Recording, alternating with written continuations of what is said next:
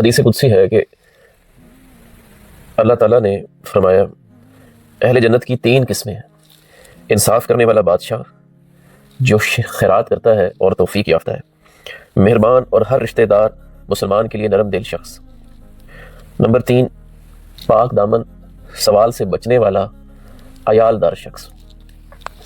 یہاں اہل جنت کی 3 قسمیں بیان کی گئیں. نمبر 1 حکمرانوں کے حوالے سے وہ بادشاہ جو انصاف کرتا ہے، خیرات کرتا ہے اور توفیق یافتہ ہے. نمبر 2 مہربان اور ہر رشتہ دار مسلمان کے لیے نرم دل، یعنی مہربان بھی ہو، اور مہربان صرف وہاں پہ نہ ہو جہاں پہ اس کا دل کرے، بلکہ وہ اپنے رشتہ دار جہاں حسد کے معاملات رہیں اس کو ترک کرے، اور رشتہ داروں کے لیے بھی مہربان رہے اور مسلمانوں کے لیے بھی نرم رہے. تو ایسے شخص کو جنتیوں کی قسموں کے اندر لے کے آیا گیا. نمبر 3 پاک دامن سوال سے بچنے والا اور عیال دار شخص، یعنی سب سے پہلے وہ شخص پاک دامن ہو، یعنی اپنی عزت اور لوگوں کی عزت کی حفاظت کرنے والا. اگر معاشی طور پہ تنگ ہے تو سوال سے بچے. اور فیملی پرسن، عیال دار شخص، یعنی فیملی بیوی بچوں والا شخص ہو. جب وہ شخص، آپ یہ دیکھیں کہ ان تینوں معاملات میں، تینوں قسموں میں، ایک قسم تو حکمرانوں کے حوالے سے آ جاتی ہے، لیکن جو دوسری 2 قسمیں ہیں، ایک میں مہربان ہونا، پھر رشتہ داروں کے ساتھ اور مسلمانوں کے لیے نرم ہونا، یعنی یہ بھی سارا معاشرتی طور پہ ایک آپ کا نظام کے اندر رہتے ہوئے آپ کا ایک رویہ ہے کہ آپ مہربان بھی ہوں، اور کس کے ساتھ ہوں؟ رشتہ داروں کے ساتھ اور مسلمانوں کے ساتھ. نمبر 2 اور پھر نمبر 3 پہ پاک دامن ہونا، یعنی ایک شخص جس کا کردار پہلے تو وہ مہربان تھا، رشتہ داروں کے ساتھ بڑا پرخلوص اور نرم دل تھا، لیکن اس چیز کا فائدہ اٹھا کے اس نے پھر پاک دامنی کو بھی قائم رکھا. یہ نہیں کہ اس چیز سے جب لوگ اس کے قریب آئے، جب لوگوں میں اس کے معاملات اچھے محسوس ہونے لگے، تو پھر اس نے پاک دامنی کو چھوڑ دیا، کیونکہ اب معاملہ اور ہو گیا. تو اب وہ پاک دامن بھی ہوگا، پھر وہ سوال سے بچنے والا بھی ہے، اور پھر فیملی پرسن بھی ہے. دوسری قسم کے لوگوں میں رشتہ داروں کے لیے اور مسلمانوں کے لیے نرم تھا، لیکن یہاں وہ تیسری قسم میں فیملی پرسن ہے. اللہ تعالیٰ ہمیں اپنی فیملی اور اپنے رشتہ داروں کے ساتھ اچھا تعلق اور سلوک کرنے والا بنائے، اور ہر قسم کے حسد اور ہر قسم کے بغض سے ہمیں پاک رکھے، اور ہمیں ہماری عزتوں کی حفاظت کرنے کی توفیق عطا فرمائے. اسی طرح سے نبی کریم صلی اللہ علیہ وسلم نے فرمایا کہ اللہ تعالیٰ فرماتا ہے اہل جہنم کی بھی 5 قسمیں ہیں. اب اہل جہنم کی جو 5 قسمیں ہیں، اس میں کمزور شخص جسے حلال و حرام کی کوئی تمیز نہیں، جو تم میں تابع دار ہیں، جو نہ اہل چاہتے ہیں اور نہ مال. یعنی یہ جہنم کے جو شخص ہیں ان کا رویہ اور بیہیویئر بتایا جا رہا ہے کہ وہ ویک ہیں، کمزور ہیں. کس حوالے سے؟ کہ انہیں حلال اور حرام کی کوئی تمیز بھی نہیں ہے. ایک تو وہ کمزور ہیں، پھر وہ تمیز بھی نہیں ہے انہیں کیا حلال ہے کیا حرام ہے. ایکچوئل میں وہ کیئر نہیں کرتے. تقویٰ کا مطلب کیئر والا معاملہ، بچنے والا معاملہ. تو ایک تو وہ حلال حرام کی ان کو کوئی تمیز نہیں ہے، کمزور ہیں، اور وہ تابع دار ہیں، یعنی کہ لوگوں کی باتیں ماننے والے بن جائیں گے. جب وہ کمزور ہوں گے، حلال حرام کی تمیز بھی نہیں ہوگی، تو پھر لوگوں کی باتیں مانیں گے. اب جو یہ ایک ہی قسم کی بھی بات ہو رہی ہے، اور یہ لوگ نہ فیملی چاہتے ہیں اور نہ یہ مال چاہتے ہیں، یعنی نہ یہ فیملی کی کوشش کرتے ہیں نہ یہ مال کی کوشش کرتے ہیں. اب آپ دیکھیں حیران کن معاملہ ہے کہ ہم لوگ سوچتے ہیں کہ یار دنیا نہیں کمانی، آخرت کا سوچنا ہے، لیکن بیلنس ربنا آتنا فی الدنیا حسنہ وفی الآخرۃ حسنہ وقنا عذاب النار. یعنی یہاں پہ بتایا جا رہا ہے کہ جہنمیوں کی جو پہلی قسم ہے وہ ویک ہیں، پھر انہیں حلال حرام کی کوئی تمیز نہیں ہے. بریکٹس میں ہے، ویسے ویک کا لفظ جو ہے وہ حدیث کے اندر ہے. تمیز نہیں ہے انہیں کوئی حلال حرام کی، وہ تابع دار ہیں، لوگوں کے انڈر ہیں. پلس یہ کہ یہ ان کی خواہش نہیں ہے فیملی کی، نہ یہ فیملی کی خواہش رکھتے ہیں اور نہ یہ کوئی مال کمانے کی خواہش رکھتے ہیں.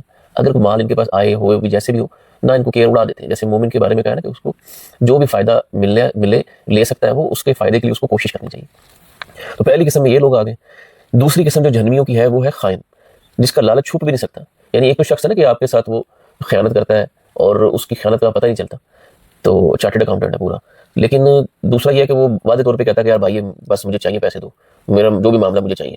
آپ کہتے ہیں تم لالچ کر رہے ہو، مسئلہ ہی، وہ کہتا نہیں چاہیے مجھے، میرا مسئلہ ہی دو. تو جس کی لالچ چھپ بھی نہیں سکتی اور کوئی چیز تھوڑی کیوں نہ ہو اس میں بھی خیانت کر دیتا ہے. یعنی کہ یہ نہیں ہے کہ اس کو کوئی کروڑوں روپے کا کوئی معاملہ ہو، اگر اس کے ساتھ آپ کا تھوڑا سا بھی کوئی معاملہ ہے تو اس میں بھی وہ خیانت کر دیتا ہے. تو یہ دوسری نشانی ہے جہنمی لوگوں کی.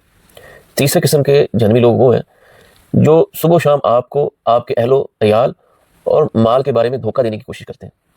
یعنی کہ آپ کی فیملی، آپ کے رشتہ داروں کے بارے میں آپ کو برگلاتے ہیں، اور آپ کے جو فائنینشیل کنڈیشنز ہیں ان کے بارے میں وہ چاہتے ہیں کہ کسی نہ کسی طرح سے یہ دھوکہ دیتے ہیں، آپ کو برباد کرنے کی کوشش کرتے ہیں۔ اب یہ دیکھیں، یہ جہنمیوں کی نشانیوں کے بارے میں سارے معاملات کہاں جا رہے ہیں؟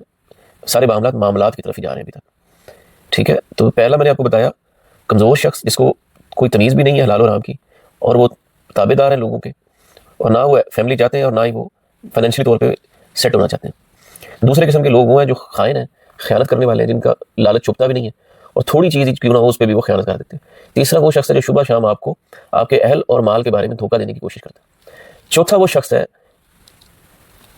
جو بخل یا جھوٹ اور گالیاں دینے والا۔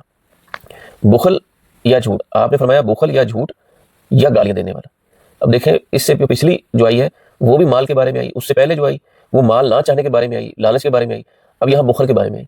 یعنی ایک تو مال کی چاہت نہیں ہے، ایک جب مال مل جائے، کوئی آ جائے تو پھر وہ بخل کرنے لگ جائے، تو پھر وہ جو گالیاں دینے والا ہے، جیسے منافق کی نشانی ہے کہ جیسے کوئی جھگڑا ہوتا ہے تو گالیاں دینے لگ جاتا ہے، یا کوئی معاملہ ہوتا ہے تو خیانت کرتا ہے، اور کوئی بات ہوتی ہے تو جھوٹ بولتا ہے۔ پانچویں نشانی جو ہے وہ ہے جہنمی انسان کی، کہ وہ بے حیائی کی باتیں کرتا ہے۔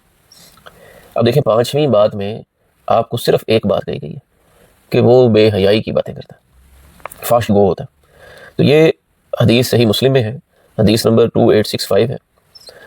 ہمیں اس حدیث سے معاملات کے معاملے میں پتہ چلتا ہے، اور ہم کوشش کر سکتے ہیں، اللہ سے دعا کر سکتے ہیں کہ اللہ تعالیٰ ہمیں اگر کوئی عہدہ دے تو ہم انصاف کرنے والے ہوں، خیرات کرنے والے ہوں، اور اللہ ہمیں توفیق یافتہ بنائے۔ دوسری بات کہ اللہ ہمیں مہربان اور ہر رشتہ دار مسلمان کے لیے نرم دل بنائے، اللہ ہمیں پاک دامن بنائے، اللہ سوال سے بچنے والا بنائے، اللہ ہمیں فیملی والا بنائے۔ اور ہم اللہ سے پناہ مانگتے ہیں کہ اللہ تعالیٰ ہمیں کمزور شخص کرے جس کو نہ حلال کی تمیز ہوتی ہے نہ حلال کی، اور اللہ تعالیٰ ہمیں کسی کا تابع دار نہ بنائے، مجبور نہ بنائے، اور نہ ہمیں اللہ ایسا بنائے کہ ہم فیملی بھی نہ چاہیں اور مال بھی نہ چاہیں۔ اور ہم پناہ مانگتے ہیں اللہ سے کہ ہم خیانت دار ہوں، اور اللہ سے پناہ مانگتے ہیں کہ اللہ ہمیں ہر قسم کی لالچ سے بچائے، اور اللہ تعالیٰ ہمیں خیانت سے بچائے، چاہے وہ چھوٹے معاملے میں ہو یا بڑے معاملے میں۔ اور اللہ تعالیٰ ہمیں اپنی اور لوگوں کی عزتوں، ان کے اہل و عیال، ان کے معاملات، ان کے مال کے اندر دھوکہ دہی سے بچائے۔ ہمیں لوگوں کے ساتھ ایسا بنائے کہ ہم ان کے اہل و عیال کو جوڑنے والے ہوں، ان کے مال میں برکت کی دعائیں دینے والے ہوں۔ اور اللہ تعالیٰ ہمیں بخل سے یعنی کنجوسی سے اور جھوٹ سے بچائے، اور اللہ تعالیٰ ہمیں گالیاں دینے والوں اور گالیاں دینے سے بچائے، اور اللہ تعالیٰ ہمیں بے حیائی کے ہر کام سے، چاہے وہ کھلا ہو یا چھپا ہو، محفوظ رکھے۔ پیارے بھائیو، جنت کا معاملہ اللہ تعالیٰ نے جیسے بھی رکھا ہے، جو تقدیر کے مسائل اور جو دوسرے مسائل اس سے ریلیٹڈ ہیں، اس میں ہم صرف اس بات کی طرف توجہ دیں کہ ہمارے اختیار میں، ہمارے کیا کہتے ہیں سینیریو کے اندر ہم جس قدر کوشش کر سکتے ہیں، رب رحمان رحیم کریم ودود ہمارے سے اتنا ہی اپنے کرم سے پوچھے گا، کیونکہ وہ رحیم کریم چاہتا ہے، اس کی منشا، اس کا کرم کہ ہر شخص جنت میں جانے والا بنے۔ اس کے لیے اللہ تعالیٰ نے انسان کو ہدایت دی اور انبیاء علیہ الصلوۃ والسلام کو بھیجا، قرآن اور آپ علیہ الصلوۃ والسلام کی سیرت اور صحابہ کی سیرت ہمیں دی۔ ہم صرف اپنی کوشش، اپنی نیت اور کوشش کو ٹھیک کریں، انشاءاللہ اللہ تعالیٰ نہ کوشش کو ضائع کرتا ہے نہ نیت کو ضائع کرتا ہے۔